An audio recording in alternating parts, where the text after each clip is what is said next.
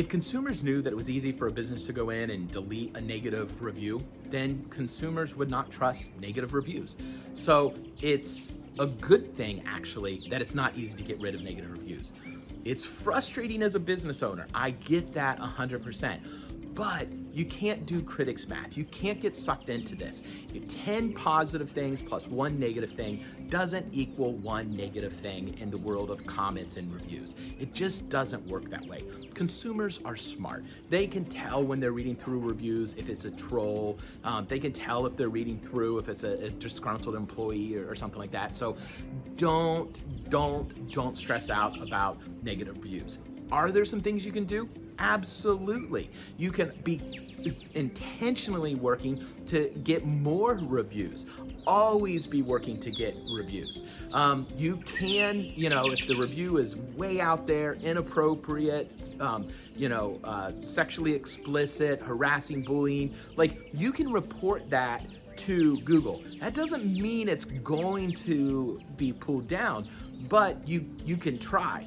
Now, there are tactics that some people on YouTube and on the web promote to get rid of negative reviews, but honestly, it takes hours and hours of time, or you have to invest, I've seen people for $99, $120, whatever it is, we'll take care of these negative reviews for you. One, they can't guarantee that.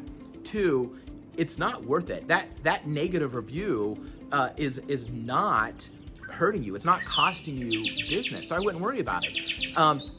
Taking it into consideration of your entire review sentiment.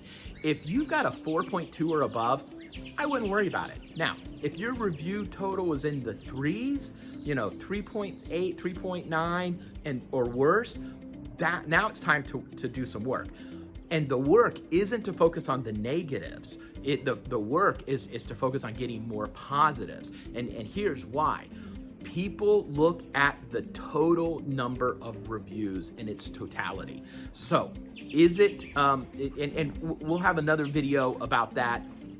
So make sure you subscribe to the channel here, and you'll get notified when videos like that come out that talks about more stuff to do with reviews and local SEO and all of that. But for this video, don't focus on the negative reviews. It's a waste of time. It's a waste of energy.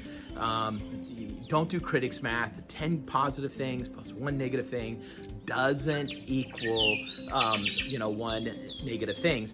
And the fact that it's not easy to get rid of negative reviews actually adds to the legitimacy of reviews, and that's what helps your business.